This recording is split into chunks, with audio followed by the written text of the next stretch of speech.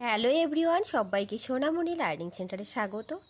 আমি আজ নিয়ে এসেছি রায়ো মার্টিন প্রশ্ন বিচিত্রার পরিবেশ ও বিজ্ঞানের মডেল সেট 2। এর আগে আমি 1 নম্বর সেট করিয়েছি। তোমরা যারা দেখোনি, ভিডিও ডেসক্রিপশন বক্সে লিঙ্ক থাকবে, সেখান থেকে দেখে নিও। তাহলে চলো শুরু করা যাক আজকের পর্বটি, মডেল সেট 2।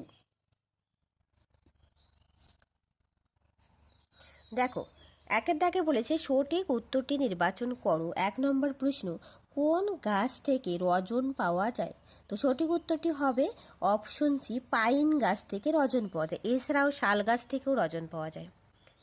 পরের প্রশ্ন দেখো, 2-এর দাগ, যেসব প্রাণীরা অন্য প্রাণীদের খায় তাদের বলা হয় কি? মাংসাশী প্রাণী। যখন একটা প্রাণী অন্য প্রাণীকে খায় তাকে কি বলা হয়? মাংসাশী প্রাণী। পরের প্রশ্ন দেখো, 3-এর দাগ, মৌমাছি প্রজাপতি এক ফুল থেকে অন্য ফুলে গিয়ে বসলে তখন তাকে বলা হয় পরাগ মিলন হবে। যখন এক ফুল থেকে অন্য ফুলে বসে সেটাতে কি হয়? পরাগ মিলন হয়। পরের প্রশ্ন দেখো, 4-এর দাগ, পাউরুটির গায়ে ফুটো থাকে কারণ পাউরুটি তৈরির সময় কার্বন ডাই অক্সাইড নির্গত হয়। কি হয়? কার্বন ডাই অক্সাইড নির্গত হয়। পরের প্রশ্ন 5-এর দাগ, প্রদত্ত কোনটি পর্যায়বৃত্ত ঘটনা নয়? তো সঠিক উত্তরটি হবে হঠাৎ বন্যা হওয়া। হঠাৎ বন্যা হওয়াটা কিন্তু পর্যায়বৃত্ত ঘটনা নয়। বাকি যেগুলো আছে ঋতু পরিবর্তন, পর্যায়বৃত্ত ঘটনা, মানে এই ঘটনাগুলো হতেই থাকে, একটার পর আরেকটা চলে আসে। জোয়ার ভাটা, যেমন জোয়ার ভাটা অনবরত হয়ে থাকে। পূর্ণিমা, এটাও একটা পর্যাবৃত্ত ঘটনা, মানে একটা সময় পর আবার চলে আসবে। কিন্তু হঠাৎ বন্যা হওয়া এটা কিন্তু পর্যাবৃত্ত ঘটনা নয়। এমনকি 1 বছর 2 বছর বন্যা হয়, আবার 2 বছর নাই, আবার বন্যা হলো, এরকম অপর্যাবৃত্ত ঘটনা। তারপর দেখো 6-এর দাগ, একটি রাসায়নিক সার হলো, সঠিক উত্তরটি হবে die ammonium phosphate. Die ammonium phosphate হলো কি রাসায়নিক সার। পরের প্রশ্ন দেখো, 7-এর দাগ, পোড়া চুনের কলি চুনে পরিবর্তন হলো, সঠিক উত্তর হবে রাসায়নিক পরিবর্তন। পরের প্রশ্ন 8-এর দাগ, শুঁয়োপোকা থেকে প্রজাপতি হওয়া একটি কি মন্থর ঘটনা। এরপর দেখো 9-এর দাগ, ব্রোমিন হলো, ব্রোমিন কি এক ধরনের তরল অধাতু। ব্রোমিন কি? তরল অধাতু। আবার তরল একটা ধাতুর নামও আছে, সেটা হচ্ছে কি পারদ। পরীক্ষায় আসতে পারে একটি তরল অধাতুর নাম কি, তাহলে হবে ব্রোমিন। আর যদি বলে একটি তরল ধাতুর নাম, তাহলে হবে পারদ। তারপর দেখো 10-এর দাগ, জলের মধ্য দিয়ে বিদ্যুৎ পাঠিয়ে যে দুটি গ্যাস পাওয়া যায় তারা হলো, সঠিক উত্তরটি হবে অপশন ডি, H2O, অর্থাৎ হাইড্রোজেন এবং অক্সিজেন গ্যাস। পরের প্রশ্ন দেখো, 11 দাগ, পরিস্রাবণ প্রক্রিয়ায় ফিল্টার কাগজে পড়ে থাকা কঠিন পদার্থকে বলে, সঠিক উত্তরটি হবে অবশেষ বলা হয়। পরের প্রশ্ন 12 দাগ, তামার চিহ্ন হলো, Cu, অর্থাৎ কপার। তামার চিহ্ন কি? কপার। এরপর দেখো 2-এর দাগ, শূন্যস্থান পূরণ করো। 1-এর দাগে বলেছে ম্যালেরিয়া ঔষধ তৈরি হয় কুইনাইন থেকে। এই কুইনাইন কিসের থেকে পাওয়া যায়? সিনকোনা গাছ থেকে পাওয়া যায়। পরের প্রশ্ন দেখো, 2-এর দাগ, ড্যাশ অ্যাসিড তৈরি হলে দুধ দইয়ে পরিণত হয়, উত্তর হবে ল্যাকটিক অ্যাসিড। তারপর 3-এর দাগের প্রশ্ন, দ্রবণ সমান সমান দ্রাবক প্লাস দ্রাব, এটা সমান সমান হচ্ছে কি দ্রবণ। তারপরে দেখো 4-এর দাগ, যে ঘটনায় মূল পদার্থটিকে ফিরে পাওয়া যায় সেটি হলো ভৌত পরিবর্তন। তার সাথে বলে রাখি, যদি তোমাদের ভিডিওটা ভালো লেগে থাকে প্লিজ একটা লাইক, শেয়ার অ্যান্ড কমেন্ট করবে, আর যারা নতুন সাবস্ক্রাইব করে পাশে থাকবে। এরপর দেখো 3-এর দাগে, সত্য বা মিথ্যা লেখো। 1 নম্বর প্রশ্ন, স্বচ্ছ চুন জল বাতাসে রেখে দিলে ঘোলা হয়ে যাওয়া ভৌত পরিবর্তন, এটা মিথ্যা। ক্যালসিয়াম কার্বনেট তৈরি হয়, অর্থাৎ এটা রাসায়নিক পরিবর্তন। পরের প্রশ্ন দেখো, 2-এর দাগ, ধাতু তাপ ও তড়িতের কুপরিবাহী, এটা মিথ্যা কথা, তার কারণ ধাতু তাপ ও তড়িতের সুপরিবাহী। এরপর দেখো 4-এর দাগে, নিম্নলিখিত প্রশ্নগুলির উত্তর দাও, বিকল্প প্রশ্নগুলি লক্ষণীয়। 1 নম্বর প্রশ্ন, মিথজীবিতা কাকে বলে, উদাহরণ দাও। দেখো উদাহরণগুলো সাগর কুসুম, পিঁপড়ে, গন্ডার। আমি তোমাদের দেখিয়ে দিচ্ছি, তোমাদের টেক্সট বইয়ের 11 নম্বর পেজে খুব সুন্দর করে দেওয়া আছে মিথজীবিতা কাকে বলে। দেখো 11 নম্বর পেজে রয়েছে, যেখানে 2 বা তার বেশি জীব একে অপরকে সাহায্য করে বেঁচে থাকে সেটাই হলো মিথজীবিতা। এবার উদাহরণগুলো কি? গো বক গরুর সঙ্গে মিথজীবিতা, সাগর কুসুম ক্লাউন মাছের সঙ্গে মিথজীবিতা, পিঁপড়ে জাপ পোকার সাথে মিথজীবিতা। এটা অবশ্যই পড়ে নেবে, কেমন? Very very important. তারপর দেখো 2 দাগ, হানি ডিউ কি ভিটামিন ডি এর একটি কাজ লেখো। তো ভিটামিন ডি এর কাজ কি? হাড় ও দাঁত মজবুত রাখতে সাহায্য করে ভিটামিন ডি। তোমাদের টেক্সট বইয়ে 15 নম্বর পেজ আছে, সেখানেও তোমরা দেখতে পারো, আমি লিখেও দিয়েছি। আর হানি ডিউ কি, এটা দেখো তোমাদের টেক্সট বইয়ের 11 নম্বর পেজেই রয়েছে।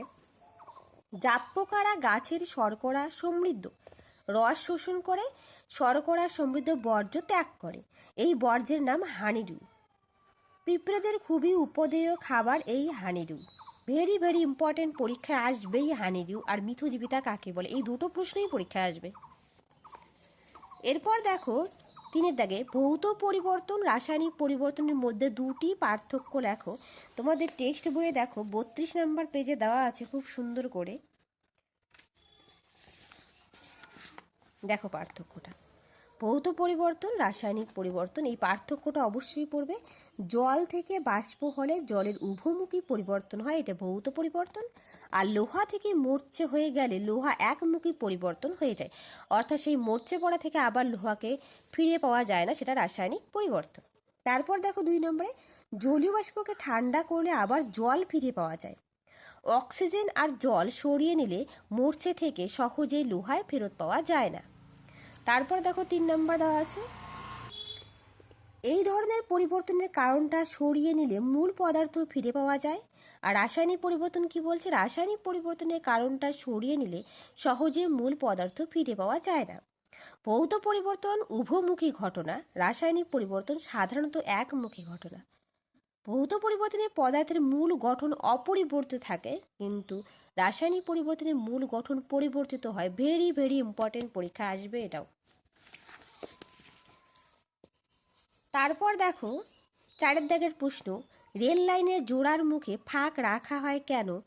শীতকালে হাত পায়ের চামড়া ও ঠোঁট ফেটে যায় কেন? দুটো প্রশ্নই তোমাদের টেক্সট বই থেকেই দেখিয়ে দেবো।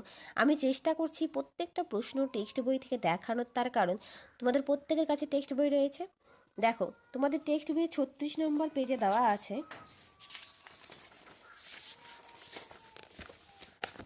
আমি প্রত্যেকটা দাগিয়ে রেখেছি। দেখো, রেল লাইনের জোড়ের মুখে ফাঁক রাখা হয় একই কারণে, রোদের তাপে বা রেল চলাচলের ফলে গরম হয়ে রেল লাইনের দৈর্ঘ্য বেড়ে যেতে পারে।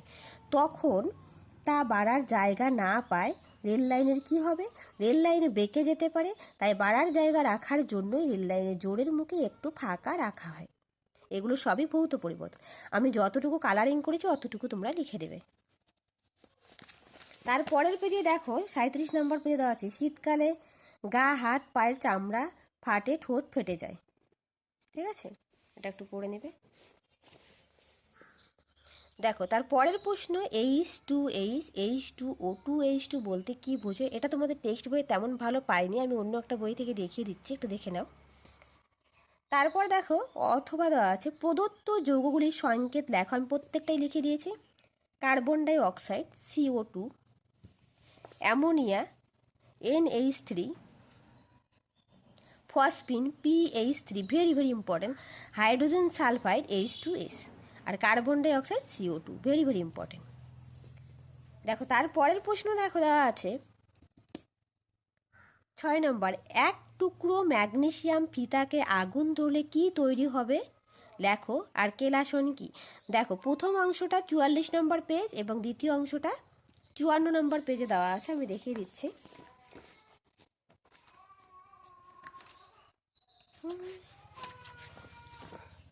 দেখো পরীক্ষায় দেখা যায় ম্যাগনেসিয়াম ধাতু জ্বালানোর পর এরকম সাদা গুঁড়ো তৈরি হয়েছে, যা দেখলেই বোঝা যাবে সাদা গুঁড়ো ম্যাগনেসিয়াম থেকে আলাদা একটা পদার্থ।